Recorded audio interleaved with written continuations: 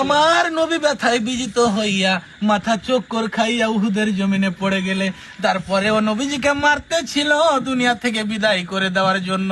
এমনি সময় হযরতে জিবরাইল এইভাবে দুইটা হাত বাড়াইয়া আমার আপনার নবীরে কোলে উঠাইছে, ওদের সামনে থেকে টান দিয়ে নিয়ে আসছে উহুদ পাহাড়ের মাঝামাঝি জায়গায়, নিচ থেকে দেখা যায় না এমন একটা জায়গায় নিয়ে জিবরাইল নবীরে ডাকতেছে, ও উহুদের পাথর জমিনের পাহাড় রে, দেখি যেই নবী না হইলে তোরা হইতি না, আমি হইতাম না, কুল কায়নাত হইতো না।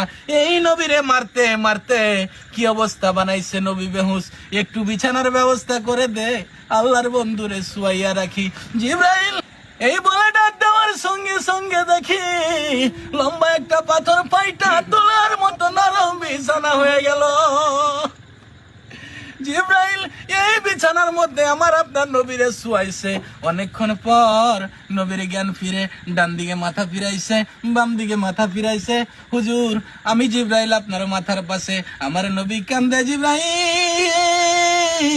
আমার সাহাবীরা কই রে, এই নবীর অবস্থারে আমার সাহাবীরা কই, আমার মন মানে না।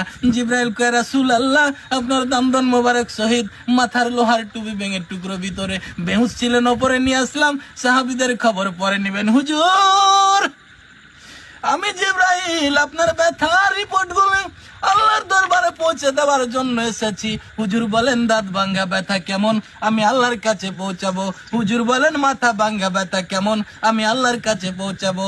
আমার নবী কান্দে, জিবরাইল দাঁত ভাঙ্গা ব্যথা কেমন জিগাইলি, মাথা ভাঙ্গা ব্যথা কেমন জিগাইলি, আমার গুনাহগার উম্মতের ব্যথা কেমন রে জিগাইলি না। জিবরাইল বলেন দাঁত ভাঙ্গা মাথা ভাঙ্গা ব্যথার চাইতে রে আমার গুনাহগার উম্মতের ব্যথা বেশি। যেই নবী এত ব্যথায় বিজিত হওয়ার পরেও নিজের ব্যথা গোপন করে উম্মতের ব্যথা প্রকাশ করে, এই নবীর কথাই আমাদের মানা দরকার আছে কিনা? আছে। মানলে জান্নাতি, না মানলে দুজকি। এর মানলে আবু বকর, না মানলে আবু জেহেল। এর